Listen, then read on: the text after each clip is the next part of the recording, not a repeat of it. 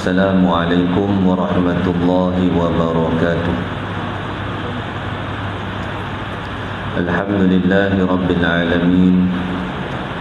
Wassalatu wassalamu ala ashrafil anbiya'i wal mursalin wa ala alihi wa sahbihi ajma'in. Subhanaka la ilma lana illa ma 'allamtana innaka antal alimul hakim.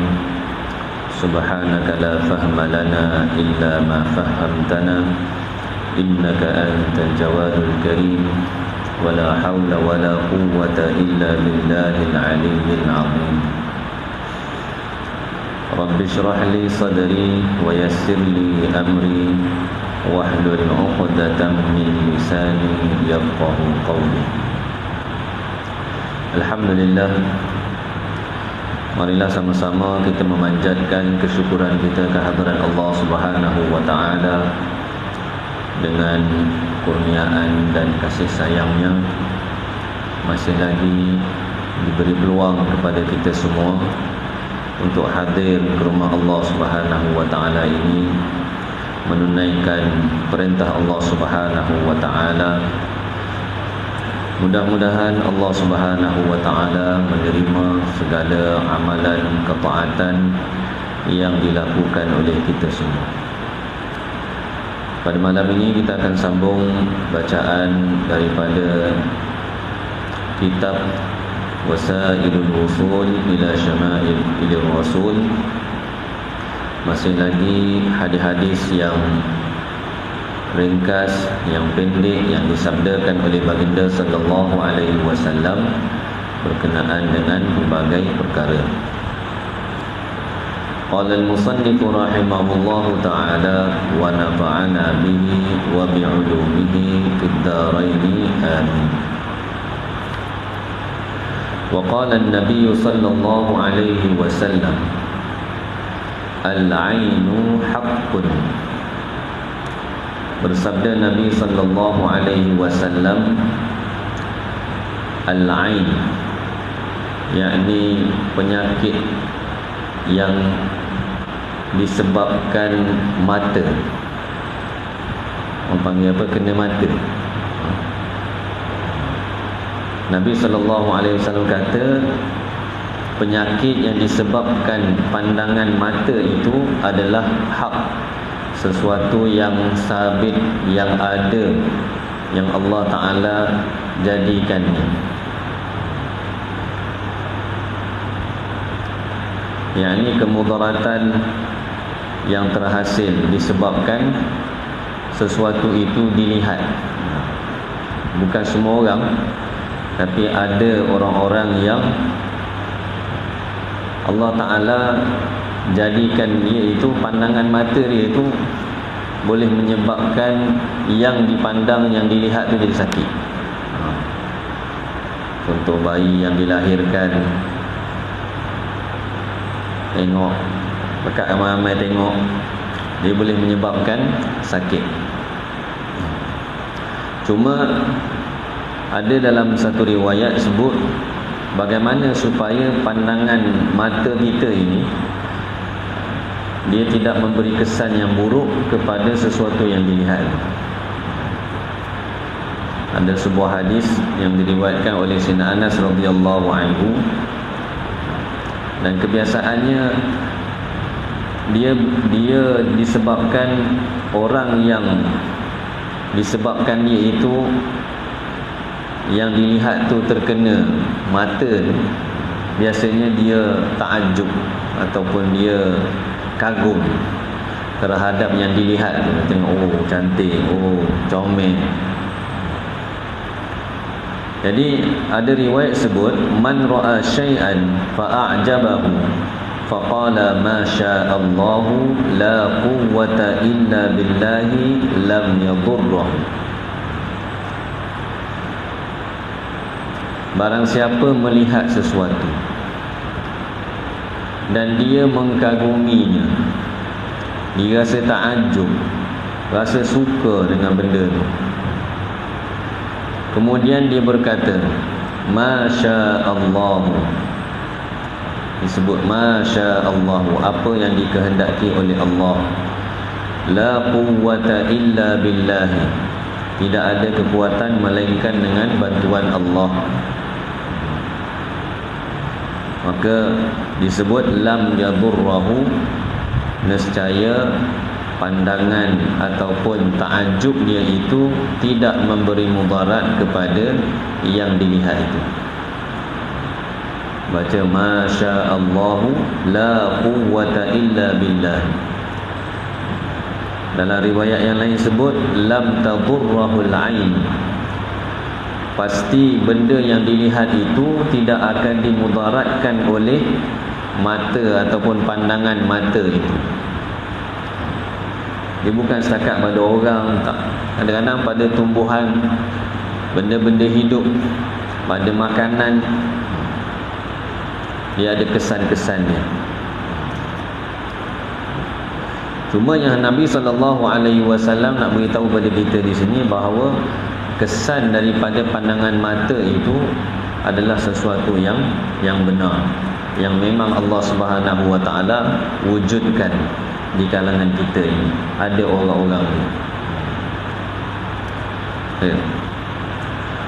Wa qala an-nabiy sallallahu alaihi wasallam al-ghina ghina an-nafsi wal faqru faqrun nafsi. Bersabda Nabi sallallahu alaihi wasallam, kekayaan, yakni kekayaan yang sebenar adalah kaya hati, dan kefakiran. Fakir ni dalam bahasa Malaysia kalau diterjemahkan makna dia yang berhajat. Orang yang fakir ni dia sentiasa berhajat kepada orang lain. Nabi kata, dan kefakiran yang sebenar adalah fakir hati, miskin hati.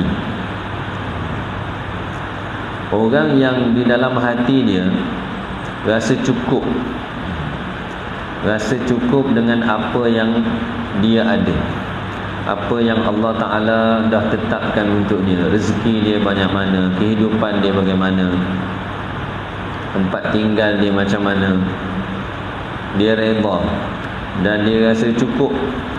Maka Nabi kata inilah kekayaan yang sebenar. Kaya ni bila kita tak berhajat pada orang.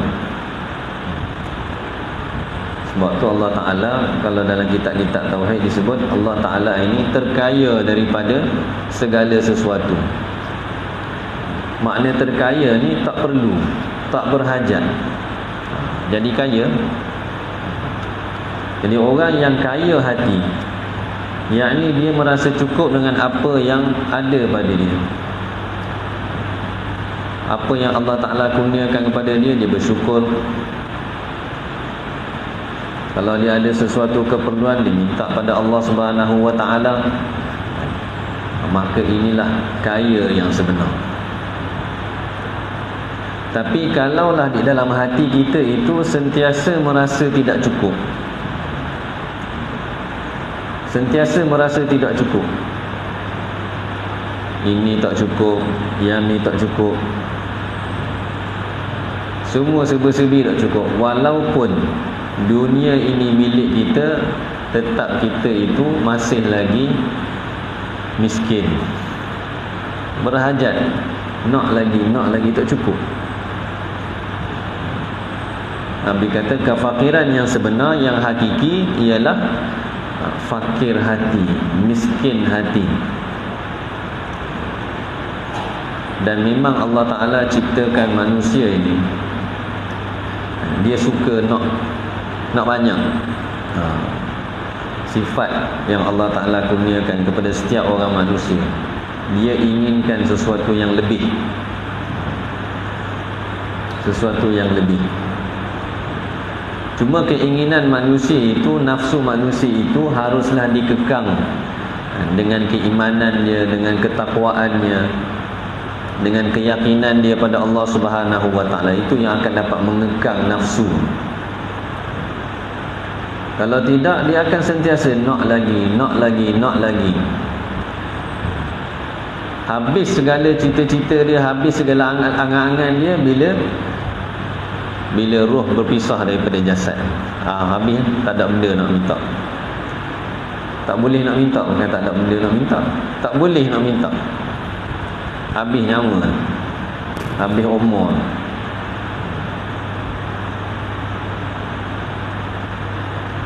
Dan bila seseorang itu merasakan dia ini tidak cukup, dia perlu, maka dia akan berusaha sehabis mungkin untuk sempurnakan yang dia rasa dia perlu tu, untuk dia capai apa yang dia rasa dia kena ada ni, sehingga menyebabkan dia itu meninggalkan perintah-perintah Allah Subhanahu Wa Taala. Dia tak nampak lah. Nampak depan mata dia, benda ni, ini target dia, ini sasarannya. Maka dia usaha sungguh-sungguh, sehingga menyebabkan keinginan yang amat sangat itu menyebabkan dia itu tidak nampak dah mana perintah Allah, mana larangan Allah. Ia langgar belaka. Sedar-sedar je kematian datang. Kalau wujud sedar, zaman akhir zaman ni banyak mengejut je. Mengejut tiba, Masya Allah.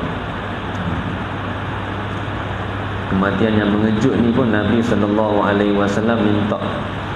Ada dalam hadis Nabi suruh doa supaya kita ini dijauhkan, dipelihara daripada mati fujaah. Ini mati secara mengejut. Biarlah kematian kita itu dalam keadaan kita ini dah buat persiapan. Kalau mengejut dalam keadaan kita itu dah buat persiapan, tak ada masalah. Tapi kalau mengejut itu dalam keadaan kita tidak bersedia, kita dalam keadaan jauh daripada perintah-perintah Allah, tiba-tiba sampai kematian, yang itu sangat menyedihkan. Jadi itu ukuran kaya ataupun miskin seseorang. Dalam sebuah hadis yang lain, Nabi SAW bersabda kepada Sayyidina Abu Dzar radhiyallahu anhu, "Ya Aba Dzar, atara anna kathratal mali huwal ghina? Innamal ghina ghinal qalbi wal faqra faqrul qalbi." Wahai Abu Dzar, adakah kamu rasa bahawa banyak harta itulah kekayaan yang sebenar? Nabi bagi tahu sesungguhnya kekayaan yang sebenar adalah kaya hati, dan kefakiran yang sebenar adalah fakir hati. Kemiskinan yang sebenar adalah miskin hati. Ada dalam riwayat yang lain lagi, Nabi SAW bersabda kepada Sayyidina Abu Dzar radhiyallahu anhu, "Ya Aba Dzar, atara kathratal mali huwal ghina? Innamal ghina ghinal qalbi wal faqru faqrul qalbi. Man kana al ghina fi qalbihi fala yadurruhu ma laqiya min ad-dunya, wa man kana faqruhu fi qalbihi fala yughnihi ma ukthira lahu fid dunya, wa innama yadurru nafsahu syahruha." Nabi SAW bersabda kepada Sayyidina Abu Dzar radhiyallahu anhu, "Wahai Abu Dzar, adakah kamu rasa banyak harta itulah kekayaan yang sebenar? Sesungguhnya hanya sahaja kekayaan yang sebenar itu adalah kaya hati, dan kefakiran, kemiskinan yang sebenar adalah miskin, fakir hati. Barang siapa yang ada sifat kaya di dalam hatinya, maka apa-apa yang dia dapat daripada dunia ini tidak akan memberi mudarat kepada dia. Apa yang didapat daripada dunia ni tidak akan memudaratkan dia, yakni dari segi agamanya. Bolehlah banyak ke, boleh sikit ke, sama. dia tetap bersyukur pada Allah, ibadat dia pada Allah Subhanahu wa taala. Kalau dia dapat banyak, makin bertambah ibadat dia. Kalau dia dapat sikit, ibadat dia tak berkurang, syukur dia bertambah. Dan barang siapa yang kefakirannya berada di dalam hatinya, maka tidak akan dapat mencukupkan dia apa-apa yang telah diperbanyakkan untuknya di dalam dunia ini. Allah Ta'ala dah beri dia banyak dah, itu tak cukup juga. Bila dalam hati dia ada sifat fakir, sifat miskin, kefakiran itu menguasai diri dia, menguasai hati dia. Dan sesungguhnya sifat, bila dia ada sifat fakir, bila satu orang rasa dia lebih memerlukan daripada orang lain, saya kena ada, saya perlu ada benda, maka dia akan jadi, antara sifat yang akan keluar disebabkan itu ialah sifat kedekut, bakhil. Sebab fikir dia bagaimana nak ambil,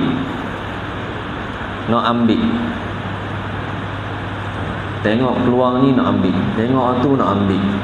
Macam mana dia boleh dapat semua? Oh, nak keluar ni payah. Dan memang pun manusia ni nak beri apa yang dia suka susah,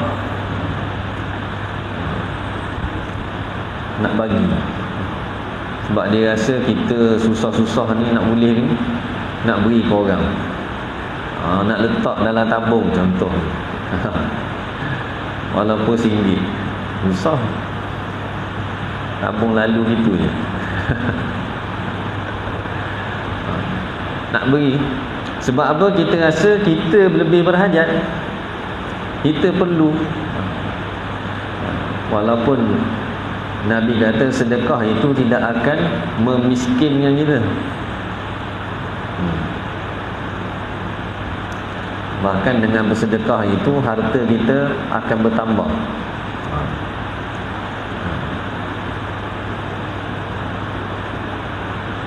Dengan bersedekah tu harta akan bertambah. Tapi kalau bila dalam hati ni ada rasa miskin, rasa berhajat, dia perlu, dia tak nampak dah tu, dia akan rasa banyak mana dia simpan, banyak itulah dia akan selamat. Lagi banyak dia boleh simpan, lagi banyak keselamatan, ketenangan yang akan dapat. Padahal semua itu tipu lah tu. Lagi banyak ada, lagi susah hati, lagi susah hati. Cara nak jaga macam-macam. Jadi Nabi kata wa innama yadurru nafsahu syahhuha. Sifat kedekut yang ada dalam diri dia tu, sebab dia nak belaka, nak ambil tapi tak mau keluar, itu yang akan memudaratkan diri dia sendiri.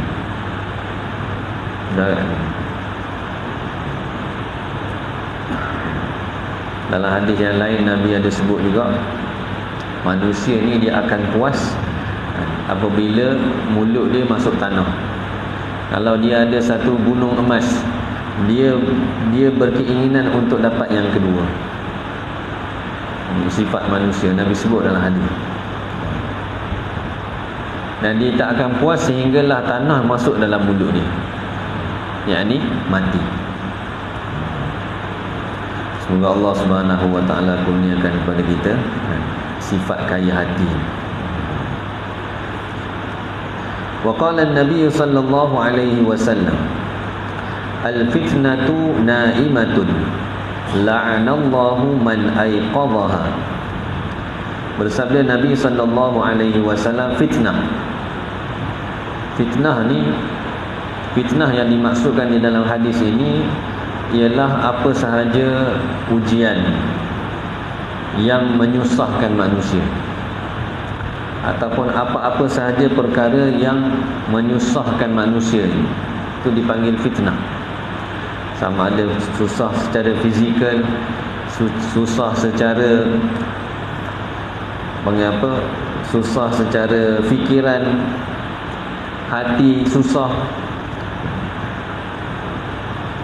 semua tu dipanggil fitnah, ujian. Nabi kata fitnah itu tidur. Fitnah itu tidur.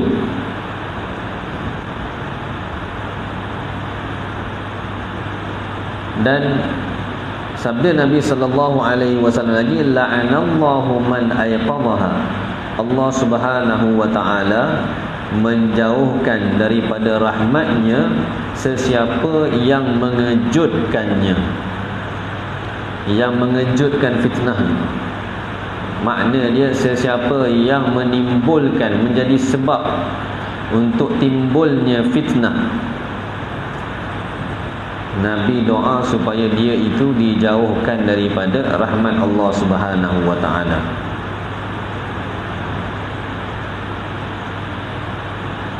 Sebab apa? Dia itu menjadi sebab untuk timbulnya fitnah, sesuatu yang menyusahkan orang lain.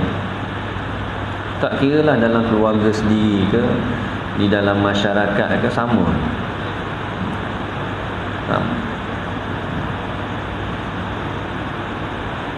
Satu orang yang, kalau kita kata jadi batu api, ini antara orang yang mengejutkan fitnah, orang jenis batu api, mengadu domba. Dia pergi kat orang ni, dia bagi tahu sekian-sekian. Dia menaikkan kemarahan, beritahu musuh kamu ni tak, supaya dua kumpulan ataupun dua individu bergaduh. Oh ni ingat, oh ni sebab fitnah.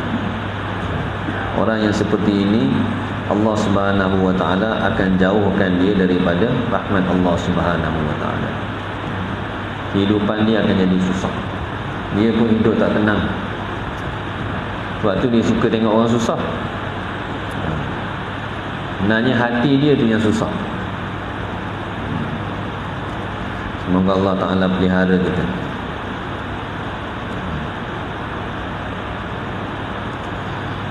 Wa qala an-nabiy sallallahu alaihi wasallam, fi'lul ma'rufi yaqi masari'as su'i. Bersabda Nabi sallallahu alaihi wasallam, melakukan perbuatan yang ma'ruf, perbuatan yang baik di dunia akan memelihara seseorang itu daripada jatuh ke dalam kebinasaan. Segala amalan-amalan baik kita yang kita buat, yang Allah Ta'ala suka, Allah Subhanahu wa ta'ala akan jadikan amalan-amalan kebaikan ini sebagai satu perisai, satu perisai kepada orang yang beriman ini daripada dia jatuh dalam perkara-perkara yang membinasakan dia. Sama ada perkara itu, kebinasaan itu kebinasaan di dunia, kerosakan di dunia, ataupun kerosakan itu kerosakan akhirat. Kunci dia ialah buat baik. Buat baik. Tak kiralah kebaikan itu dia merujuk kepada akhlak, kebaikan itu merujuk kepada taat kita pada Allah Subhanahu wa taala. Semua itu akan memelihara kita, akan menjadi perisai untuk kita daripada kita terjatuh ke dalam kebinasaan, kemusnahan, sama ada di dunia ataupun di akhirat. Kita tolong orang, Nabi kata siapa yang melepaskan satu kesusahan daripada saudaranya, maka di akhirat nanti Allah Ta'ala akan lepaskan dia daripada kesusahan-kesusahan akhirat. Contoh amalan baik, Dunia dia tolong orang, dia bantu orang, mudahkan, selesaikan masalah orang. Akhirat nanti Allah selesaikan masalah dia. Susahan dunia tu tak besar mana nak dibanding dengan kesusahan akhirat.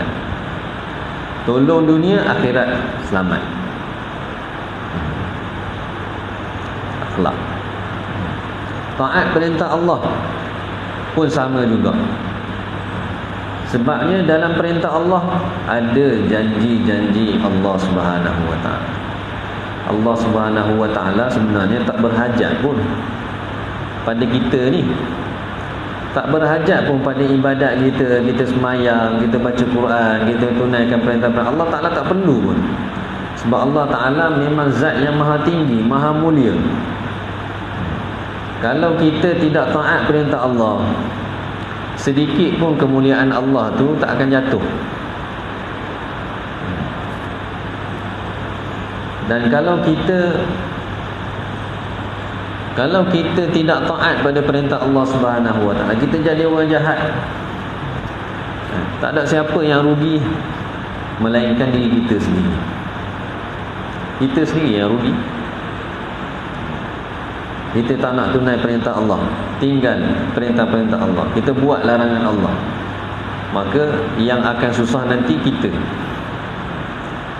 Tapi Allah Subhanahu wa taala, sifat ihsan Allah Subhanahu wa taala, walaupun hamba-hamba dia tunaikan perintah yang memang dia patut kena buat, contohnya solat, semayang, 5 waktu tu memang wajib dah kena buat, pun Allah Subhanahu wa taala beri ganjaran pada kita, padahal benda tu memang kita kena buat.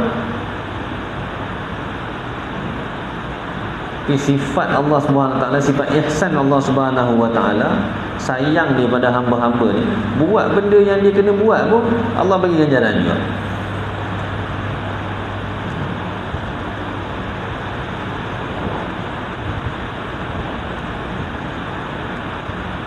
Satu, beri ganjaran. Yang kedua, Allah pelihara pula kita daripada benda yang boleh merosakkan kita.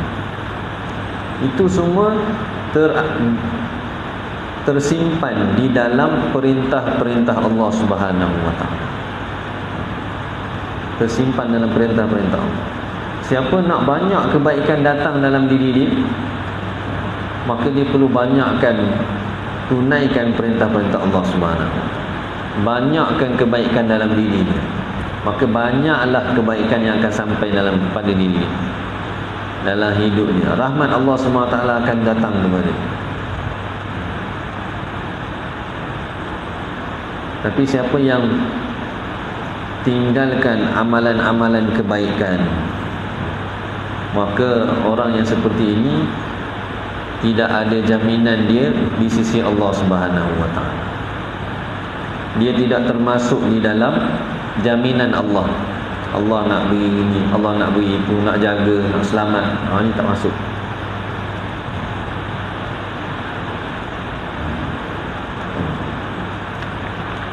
Maka penting bagi kita. Kadang-kadang dia mari mikir, lama dah buat baik, buat jahat pula. Contohnya, tak? Kita kena yakin segala amalan kebaikan kita ini, itulah yang menyebabkan kita hari ini dapat tunaikan perintah-perintah Allah Subhanahu wa taala. Sebab amalan baik kita, Allah Taala pelihara kita. Allah pelihara kita. Kalau bukan Allah yang pelihara kita, tak ada siapa dah. Kita nak jaga diri kita sendiri tak mampu. Tak mampu.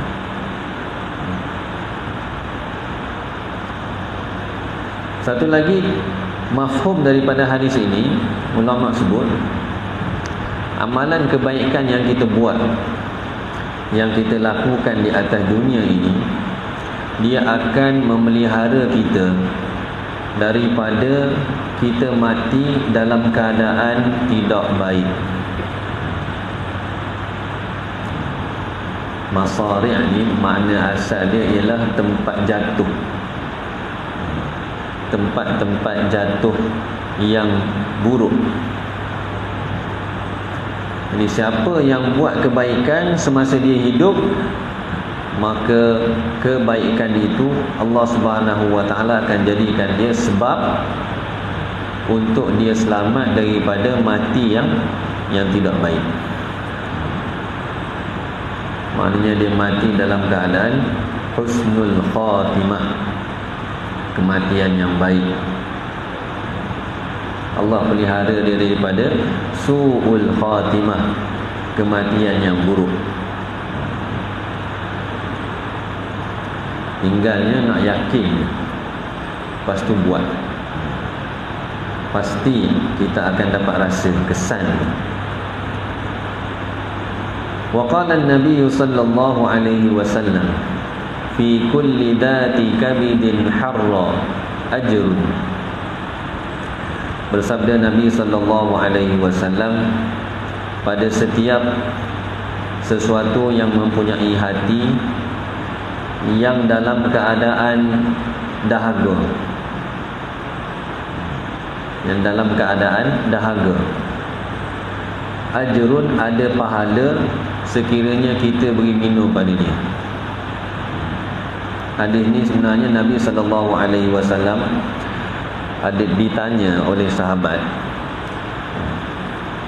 Ada sahabat tanya pada Rasulullah sallallahu alaihi wasallam, ya Rasulullah, ad-dawallu taridu alaina. Dia kata orang-orang yang sesat, yakni orang-orang yang tidak mahu ikut, merujuk kepada orang-orang yang tidak beriman. Mereka datang kepada kami,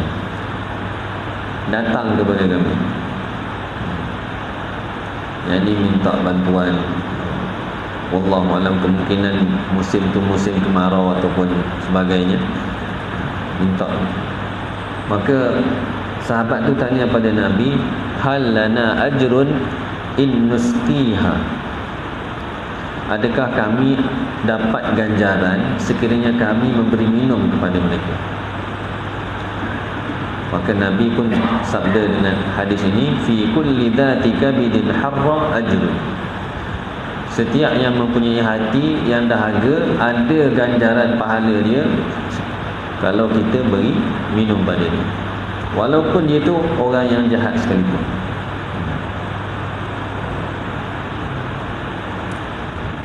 Dan makna hadis ini bukan sahaja beri minum, orang dalam kelaparan kita beri dia makan, ada ganjaran. Walaupun kita beri itu bukan pada orang Islam pun, bukan orang beriman pun. Bahkan disebut dalam syarah hadis ini, sabdaan Nabi ini merujuk kepada setiap hayawan yang muhtaram, yakni setiap benda hidup yang kita kata dihormati, termasuklah tumbuh-tumbuhan, binatang. Jadi kalangan contohnya dalam binatangnya dia ada binatang yang muhtaram. Yang dipanggil muhtaram, yang dihormati ni ialah binatang yang tidak dibenarkan untuk kita bunuh dia. Ada binatang yang tidak muhtaram, tidak dihormati, macam ke anjing, yang ni tidak muhtaram.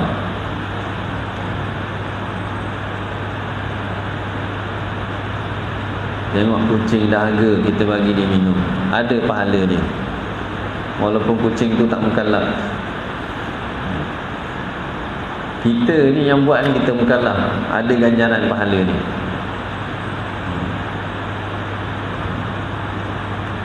Tengok pokok nak mati, disiram, ada pahala ni. Waktu perbuatan orang beriman ni, dia tak ada satu perbuatan pun yang sia-sia. Allah Ta'ala kira belaka. Sekecil-kecilnya pun Allah Ta'ala kira. Sebab tu kita jangan rasa kecil buat baik ni. Walaupun benda tu nampak mudah je, buang sampah, besar.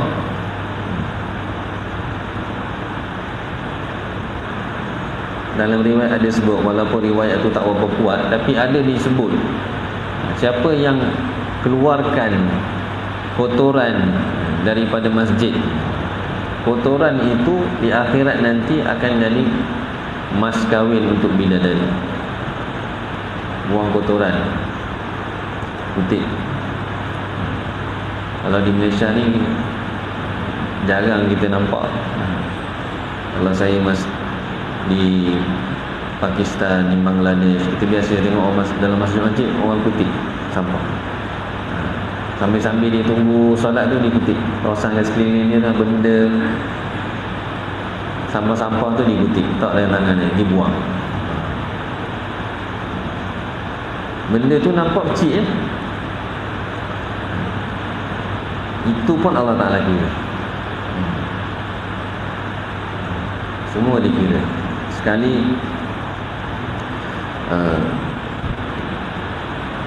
dalam sebuah hadis ada sahabat mengadu pada Rasulullah SAW. Nabi beritahu semua apa yang kita buat di dunia ini semua akan kira. Mafhum hadis itu lebih kurang. Sahabat dan Rasulullah, kami ni tak ada benda, minum air kosong je, makan pun buah kurma, itu pun kena hisap juga, kira juga. Nabi kata kira belaka, kena kira. Walaupun benda tu kecil, minum air kosong. Di tindakan orang beriman ni, dia ada nilai yang sangat besar, nilai yang sangat besar buat kebaikan. Jadi janganlah kita rasa kecil apa-apa sahaja kebaikan pun. Sama ada kebaikan yang kita buat ataupun kebaikan yang orang buat. Kadang-kadang awak kita buat, kita tak rasa koman. Tengok orang tu dah apa, kita rasa orang tu buat, Allah gitu nak buat ke? Contoh, bagi sikit pun kita kena hargai,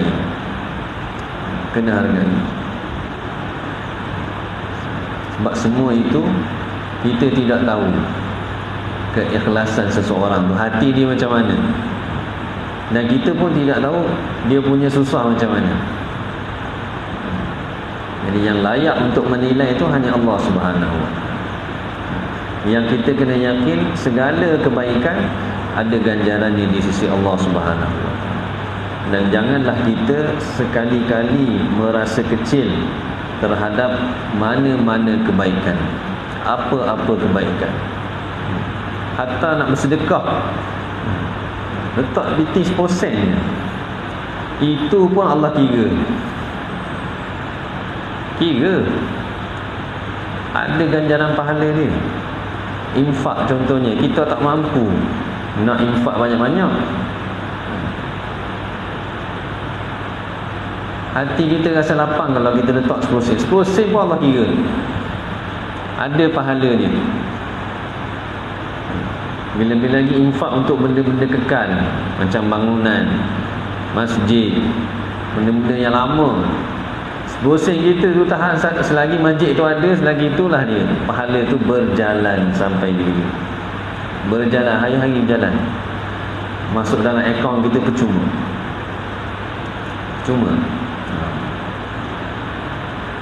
Sebab tu dalam bab infak ni, kita kena jadi orang yang pertama infak, beri dulu kita, baru buka pada orang lain. Kadang-kadang dia jadi satu trend, kita buka infak untuk orang, kita buka supaya orang infak, kita tak apa, kita penganjur. Nak buka infak, kita infak dulu, barulah kita tawar pada orang lain, kita yang rebut peluang, insya-Allah. Dan jangan kita jauhkan diri kita ataupun tahan diri kita daripada buat infak yang paling kecil. Semua yang ada ganjaran di sisi Allah Subhanahu wa taala. Allah kira. Wallahu a'lam.